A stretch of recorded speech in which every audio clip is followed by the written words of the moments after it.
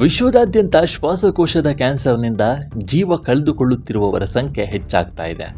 ವಿಶ್ವ ಆರೋಗ್ಯ ಸಂಸ್ಥೆ WHO ಪ್ರಕಾರ ವಿಶ್ವದಾದ್ಯಂತ ಶ್ವಾಸಕೋಶದ ಕ್ಯಾನ್ಸರ್ ಹೆಚ್ಚು ಸಾವಿನ ಪ್ರಕರಣಗಳಿಗೆ ಪ್ರಮುಖ ಕಾರಣವಾಗಿದ್ದು, ಸುಮಾರು 85% ಪ್ರಕರಣಗಳಿಗೆ ಇದೇ ನೇರ ಕಾರಣವಾಗಿದೆ. ಆದರೆ ಧೂಮಪಾನ ಮಾಡುವವರಿಗೆ ಶ್ವಾಸಕೋಶದ ಕ್ಯಾನ್ಸರ್ ಬರುವ ಸಾಧ್ಯತೆ ಹೆಚ್ಚಾಗಿದೆಯಾ?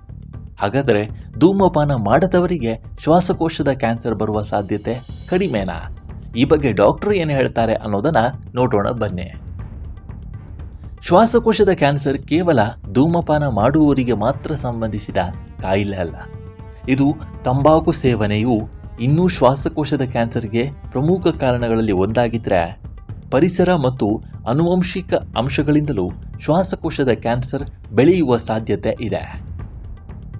ವಿಶೇಷವಾಗಿ ಧೂಮಪಾನಿಗಳು ಅಲ್ಲದವರಲ್ಲಿಯೂ ಶ್ವಾಸಕೋಶದ ಕ್ಯಾನ್ಸರ್ ಬರುವ ಸಾಧ್ಯತೆ ಇದೆ. ಪ್ರಸ್ತುತ ವಾಯುಮಾಲಿನ್ಯ, ಕಳಪೆ ಗಾಳಿಯ ಗುಣಮಟ್ಟ, PM 2.5, PM10 ನಂತಹ ಸೂಕ್ಷ್ಮ ಕಣಗಳಿಗೆ ಒಡ್ಡಿಕೊಳ್ಳುವುದು, ಕೆಲಸದ ಸ್ಥಳದಲ್ಲಿ ಕಲ್ನಾರಿನಂತಹ ಹಾನಿಕಾರಕ ವಸ್ತುಗಳಿಗೆ ದೀರ್ಘಕಾಲ ಒಡ್ಡಿಕೊಳ್ಳುವುದು ಮತ್ತು ಆನುವಂಶಿಕತೆ ಶ್ವಾಸಕೋಶದ ಕ್ಯಾನ್ಸರ್ಗೆ ಪ್ರಮುಖ ಕಾರಣವಾಗಿದೆ. ವಿಶೇಷವಾಗಿ ಭಾರತದ ಪಶ್ಚಿಮ ಬಂಗಾಳದಲ್ಲಿ ಧೂಮಪಾನ ಮಾಡದವರಲ್ಲಿ ಶ್ವಾಸಕೋಶದ ಕ್ಯಾನ್ಸರ್ ಪ್ರಮಾಣ ಹೆಚ್ಚಾಗ್ತಿದೆ. ಅಂಕಿಅಂಶಗಳ ಪ್ರಕಾರ ಮಹಿಳೆಯರಿಗಿಂತ ಪುರುಷರಲ್ಲಿ ಶ್ವಾಸಕೋಶದ ಕ್ಯಾನ್ಸರ್ ಹೆಚ್ಚಾಗಿ ಕಂಡುಬರ್ತಾ ಇದೆ. ಇದಕ್ಕೆ ಪ್ರಮುಖ ಕಾರಣ ಅಂದರೆ, ರಾಜ್ಯದಲ್ಲಿ ಮಹಿಳೆಯರಿಗಿಂತ ಪುರುಷರು ಧೂಮಪಾನ ಮಾಡುವ ಅಭ್ಯಾಸ ಹೆಚ್ಚಾಗಿ ಹೊಂದಿದ್ದಾರೆ. ಧೂಮಪಾನ ಮಾಡದವರಲ್ಲಿ ಶ್ವಾಸಕೋಶದ ಕ್ಯಾನ್ಸರ್ ಹೆಚ್ಚಾಗುತ್ತಿರುವುದಕ್ಕೆ ಇತರೆ ಅಂಶಗಳು ಕಾರಣವಾಗಿದೆ. ಹೀಗಾಗಿ ಈ ಬಗ್ಗೆ ಜಾಗೃತಿ ಮೂಡಿಸುವ ಅಗತ್ಯ ಇದೆ. ಶ್ವಾಸಕೋಶದ ಕ್ಯಾನ್ಸರ್ ತಡೆಗಟ್ಟಲು ಹಲವಾರು ಕ್ರಮಗಳನ್ನು ತೆಗೆದುಕೊಳ್ಳಬೇಕಾಗತ್ತೆ.